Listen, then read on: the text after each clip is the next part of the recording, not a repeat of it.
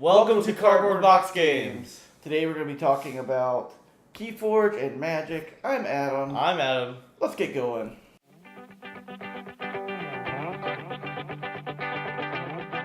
Alright, so to kick it off, Adam, we've acquired a ton of KeyForge decks, and we've done a lot over the last couple weeks as it relates to KeyForge. I think the coolest thing is I took you to your first sealed tournament. Yeah. At the local game store. And why don't you tell everybody how you did? Well, I got third place in it. I believe I got 6 wins and 2 losses in it. With this so it was special deck here. You never lost a round, so it was best of 3, and you played 3 of those. Yeah. And you lost one-ofs on each one of those, but you were very close to top 2ing, weren't you? Which would have got the metal keys. Yeah. And this deck, by the way, we've been practicing against it at home, and we literally think it's the best deck that we have out of all the ones that we've got here. We've got more sitting over there, too. So my guess is, if we ever go to an Archon tournament right now, you're going to be bringing this one. And this one's called the Ponderous Duelist of Dreadwiki. And it is Dis, Untamed, and Shadows. Is there any card in here you think that was like the best of all of them? Well, I really like Maggot the Rat a lot. Is that the one that steals 2? Yeah, when it comes into play, and then once it leaves play, the opponent steals 2. Yeah, because a lot of times you can use that amber before they can get rid of it, because it's elusive. Yeah, so Magda the Rat is an elusive creature with 4 power. You play it, you steal 2 amber. When it leaves play, your opponent steals 2 amber back. Honestly, I've tried to beat this deck many times, and as soon as I get amber, he'll make me skip my KeyForge step, and then he just steals so much amber from me. It's unbelievable, like how quick this thing takes off. Yeah, my strategy is wait till he gets at least 6, and then I use Maggot the Rat, steal 2, and then once he kills Maggot the Rat, he gained extra amber before killing my guy, so then he has higher amber amount. And then I have this card, I forgot what it's called, steal all but 6 of your opponent's amber. I do that to him, I get tons of amber from it. And he did. He stole like 6 one time. Yeah. And I skip his forge step. And then he can't forge a key. It's really powerful. Too much to protect is a shadow card that gives you an amber for playing it. And it steal all but 6 of your opponent's amber. That's the card I was talking about. And then miasma, skip your... You get an amber for even playing it. And you make your opponent skip their forge step. KeyForge step. You actually have 2 of the too much to protect. Yeah, it's pretty awesome. It's amazing. And I've also, he's got really good Untamed stuff. I think you've got that creature that just gives you 2 amber for playing it right in here. Yeah, Dust Pixie. Dust Pixie? Yeah. Yeah, it's just mind-blowing, like how quick. And this is another one, too. Ghostly Hand was always really good. Because he would always figure out a way to get me to 1 amber, get 2 for playing it, and then steal my amber. Honestly, I think every card in here steals something. There's the Dust Pixie. Unbelievable. But anyway, so I went in and I opened, we each got 2 decks at that tournament. I ended up going 5-3. My very first round, I got 0-2'd. And both games are really close. So, and the guy that I ended up playing against ended up finishing really well. Actually, I think he just got knocked out of the top 3. I think he ended up 5th. Because he played the person that had the undefeated record across the board. So it was a really, really tight tournament. I ended up 8th place. I think there were, how many people do you think it was total? Like 20 or 22? About 20, yeah. 20 or 22 people. It was a really good time. And I definitely want to do that again. I'm hoping our game store does some more of those in the future. Yeah. I would say, honestly, I'm looking forward to an Archon tournament to see Adam, see how this deck does against everything else. Because I really do feel this thing is super strong. It's like a controlling, but yet, always has... Well, I guess controlling always has an answer to things, but it also has some pretty powerful creatures in there that are painful to deal with. Anything else that you want to talk about? That's really it? Yeah, I guess the one other thing is we finally got a starter kit for some of our tokens. We've been using 3D printed ones, which we still probably will use some of those. We've been playing around with multiplayer variants, so we've been doing free-for-alls, and that's been going good. Maybe we'll do a video on how that works at some point. Yeah. And I think we added up yesterday, we're a little over 20-ish decks right now I that think we have. you said 21? 21 decks. 21, I think. So we've added a lot of decks since our last video, and the holidays kind of helped with that. We've got a lot of this stuff given to us as holiday gifts, which was really awesome. But enough of that. Let's jump over to our main topic. So what we really want to do is compare KeyForge to Magic the Gathering, and we own, this is only a small percentage of the commander decks we actually own. We have a ton of pre-constructed commander decks, because what we like to do is we like the simplicity of picking up a deck that's already made and then just battling it out. And I think Magic commander decks do a great job of that. So, these are sometimes $40, sometimes $60. It depends on the one that you actually get and when you get it. Mm-hmm. So like the 5-color dragon, this draconic domination one here on the bottom, for example, I think it goes for more than 40 now because they don't make it anywhere. Yeah. But the thing is like we love Magic Commander Free for All. We really love KeyForge Competitive 1-on-1. I'm excited to get a multiplayer variant that we really like. Yeah. Is there anything that you would like to say about why? Or let's ask the question this way. Right now, in 1v1 only, like just 1-on-1, which game do you think are you having the most fun with right now? I would say KeyForge right now. I mean, it's probably because I have this awesome deck here and I keep winning, but it's pretty fun to mess with your opponent a lot. Yeah, and the cool thing about KeyForge is it's $10 for a deck, Mm-hmm. and you just play. And the rules are fairly simple, but the gameplay feels deep enough that it doesn't feel like it's just autopilot mode. Yeah. It's hard to explain, but like Hearthstone, for example, it's another game that I like to compare it to. Hearthstone, I personally, this may not be everybody's opinion, but you almost feel like you just play what you have in your hand. There's not a lot of decisions that you can really make at any given point. In KeyForge, I feel like there are a ton of decisions, especially when it comes down to calling your active house and then the ordering of how you play your cards. The one thing that I will say that I really love about Magic the Gathering is that you can interact on your opponent's turn. Mm-hmm. So there are some decks floating around that have infinite combos in KeyForge. Yeah. They can just kill you in one turn because they can like key charge a bunch of times and make a bunch of keys. But I've not played against any of those, and we don't have one of those. Like we just play normal decks. So I guess what I would say to that is like right now I'm also having more fun with KeyForge, but that doesn't take away like Magic, because Magic is amazing. I love MTG Arena, and I actually think both of these are more fun than Hearthstone to me right now. Mm-hmm. And I cannot wait. I know there's a fan-made online website for being able to play KeyForge. I cannot wait for a good one, something on the level of like Magic the Gathering Arena or even Hearthstone for the quality. Like buy a deck, scan it, start playing it that night would be amazing. Yeah. It's absolutely amazing. So I'm really looking forward to that if they pull that off, if they do that. I gotta believe they're gonna. These cards are selling out everywhere. It's doing really well. Yeah. Finally, I guess to add on to that, like without multiplayer variant, and again we've been trying one, and it's been working okay. Without a multiplayer variant, Magic is by far superior when it comes to like a big group play right now. Do you agree with that? Yeah, I have to agree with that.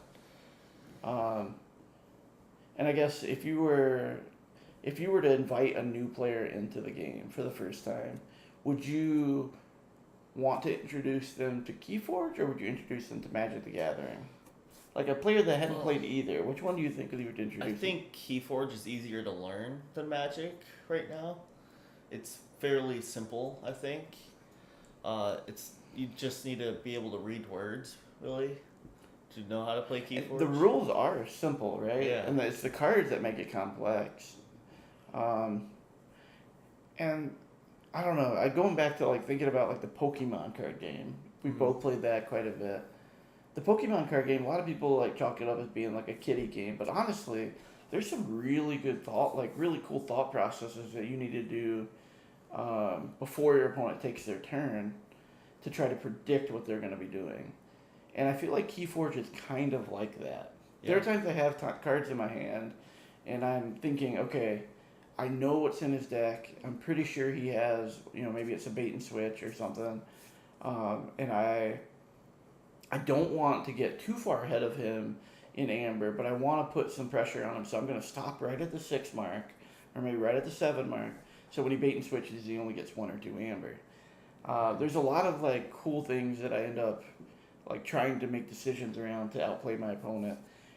But I do think one of the weaknesses of KeyForge, and this is honestly completely, I think this is just part of card games, and I actually really like this, is that every deck can be better than the previous deck you bought.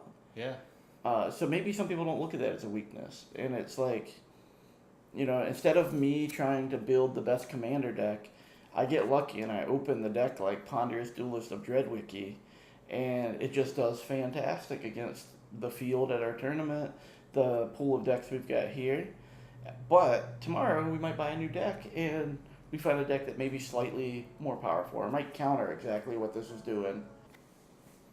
So the interesting part of the game, in my opinion, is that you are spending $10 on a deck, and I think every deck is fun to play. Yeah. But it could be that a new player comes in, they buy a deck of KeyForge, and it ends up being awful. Yeah, true. Where, when you buy the pre-con commander decks, you can read a couple of reviews. Some of them are not great, but all of them are fairly powerful. Mm-hmm. What I recommend, if you're bringing a new player in, is you really should have decks that before. You shouldn't just give them a deck to open up and start playing. You should give them a deck that's fairly powerful, and maybe give them an equal matchup, or maybe give them a slight advantage, because you don't want them to get discouraged by just getting steamrolled, because we have gotten steamrolled in this game. Yeah. And with that said, though, that doesn't happen often. You think about, even the games we played yesterday, this deck here is extremely good, but I actually was able to forge a key before you once. At one point, I had enough Amber to forge 2 additional keys and win the game. You just messed with me so much that I couldn't do anything about it. So anyway, to add on to that, I guess the main thing is, if I were bringing someone new into this game, mm-hmm. the first thing I would do is I'd find a deck that I felt like was easy for them to play. Yeah. I probably wouldn't play Shadow or Dis against them. I probably so you would wouldn't be mean to them? I probably wouldn't be mean to them to start with. I might even would give them the deck that can be mean. Okay. And I would play a Logos. Although Logos has some cards. I think Logos pretty good. For me, I'm not too much of a fan of Sanctum, but whenever I go against Sanctum, they're so powerful for me. They're really hard. Yeah, because your creatures aren't as big as some of the Sanctum creatures in this deck. Yeah. Anyway, so going back to talking about each deck can be definitely more powerful, but I will say, if you play right, you can still win. And I'll give you an example of that. When we were at the tournament, my deck definitely, it's not the greatest rating if you look it up online, ADHD rating, which you got to take that with a grain of salt. But I played against a deck that was phenomenal. So I sit down against this opponent, and I'm like, hey, how's your tournament been going? Not good. I've only won one game so far. And I'm like, okay, well, hopefully we have a fun game, just kind of chit-chatting with him. He proceeds to pop down some of the craziest cards that I played against so far. He ended up, in some combination of cards, I can't even remember which, locking me down to a point where I couldn't play anything. I had more than 6 cards in my hand.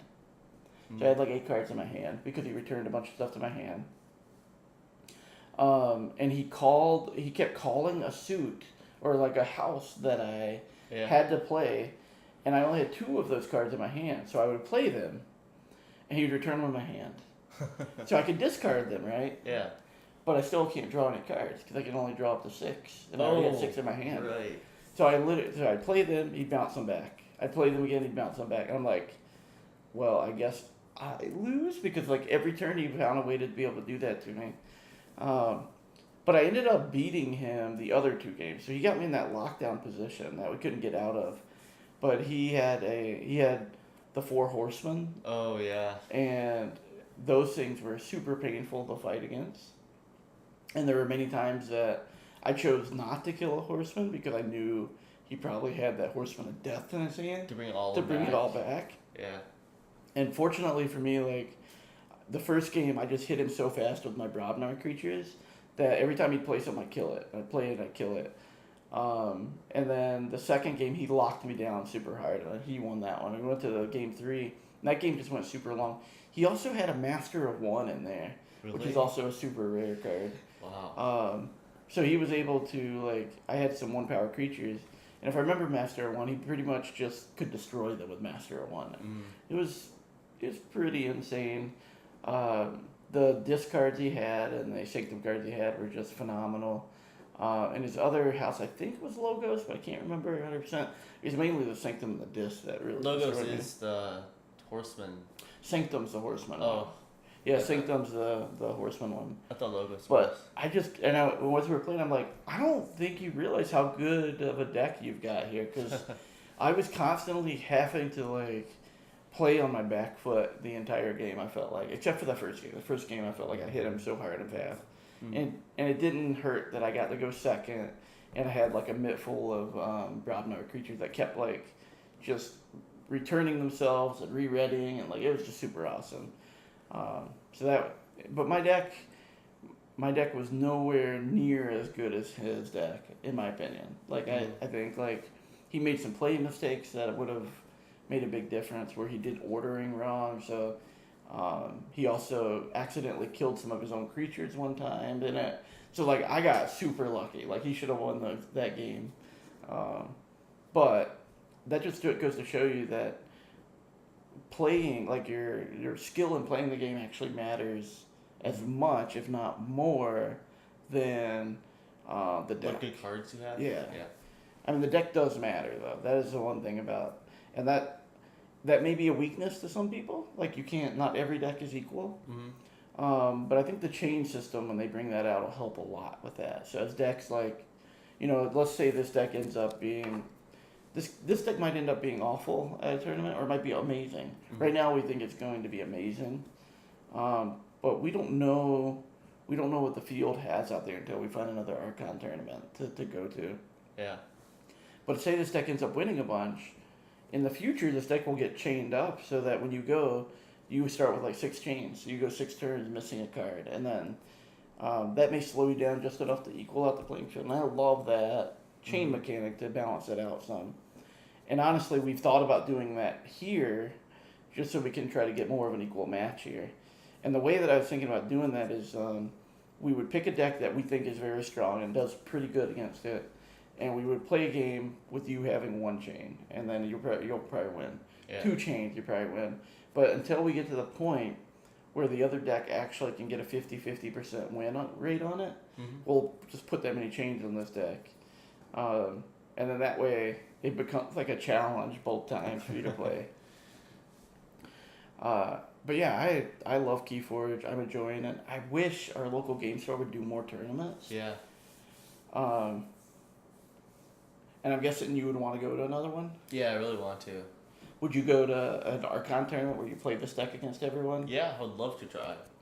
So Adam actually ended up helping teach a couple people how to play at the local game store.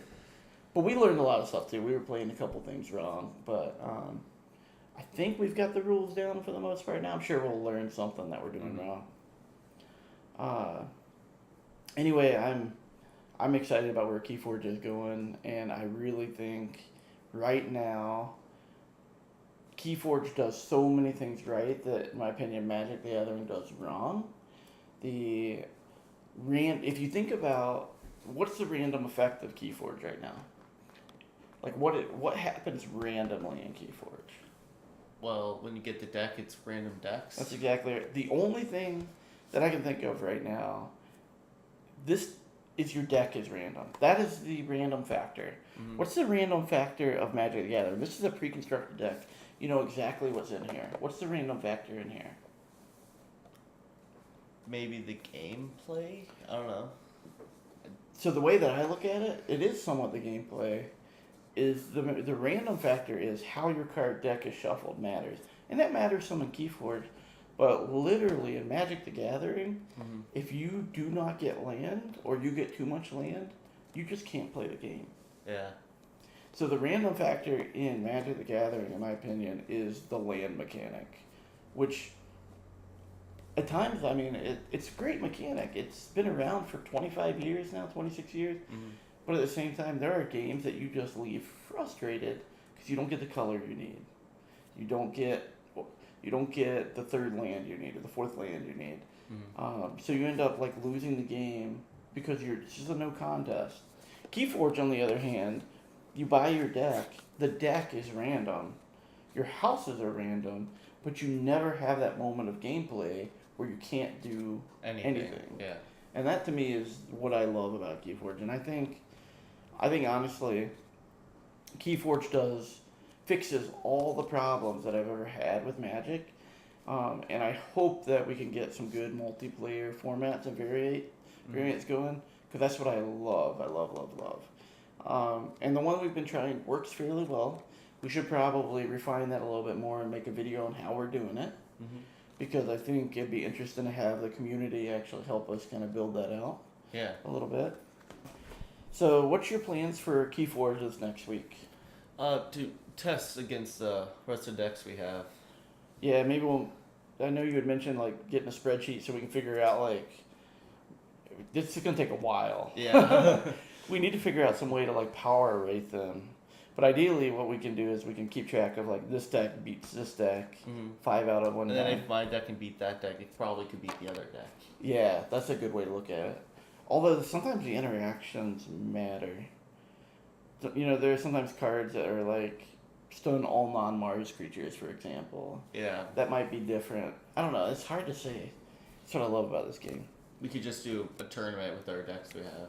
I'm also going to check the local game store to see if there's anything going on soon, because I'd love to get back out there and do that. And I guess my goal for the next maybe week or so is to figure out like if there's some deck in here that can beat this deck. And I keep picking out some of them, like, okay, I think this one will do it. We'll play a game, and I can usually tell in a game like if I have a chance to beat it or not. But the problem with this deck is the Dis and the Shadows combination. Really controlling. It works so well together.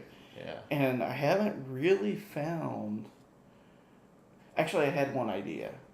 So I was actually going to switch it up and look for a deck that had key charge in there. Because you always take my Amber and you always make me skip my KeyForge step. So I was thinking like maybe if I can start forging keys when it's during my turn, that'll make a difference. Because usually I could forge my first key. Getting my third key is always a pain. Like, you just don't let me have it. Whenever you,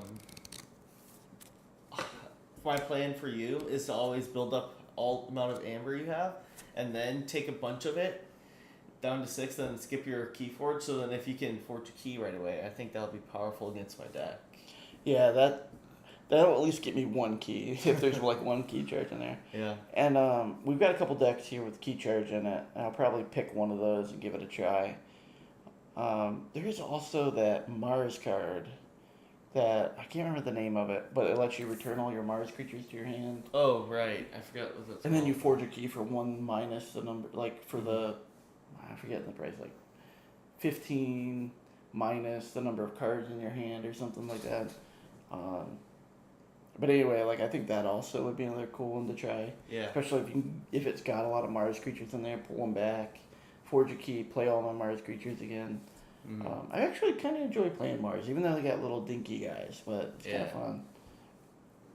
Anyway, we probably should end it here. Is there anything else you want to say before we break? I got this. Oh yeah, we've got these lanyards from the tournament we went to. And you use it for your school ID now, don't you? Yep. That's awesome. I got one too somewhere. I'm not sure what I did with it though. Yeah, I have no idea. I don't know what I did with it. I actually saw another thing. I saw people posting pictures of a play mat like this with the wild wormhole guy on it.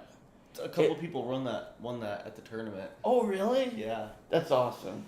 I didn't get to see it. The first place winner won it. I know they handed them out, but I didn't know I didn't know they gave them out of that tournament. I knew they handed out something. Yeah. Because they said, hey, 2 random winners. I really want one of those. Those things look awesome. So that'll be one of my goals. All right, everybody. Next week we'll probably talk more about KeyForge. We also picked up another board game that we may talk about called One Night Revolution, which we got to play. That was super fun.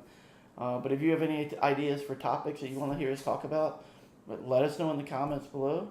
And until next time, everybody, keep gaming and see you next time.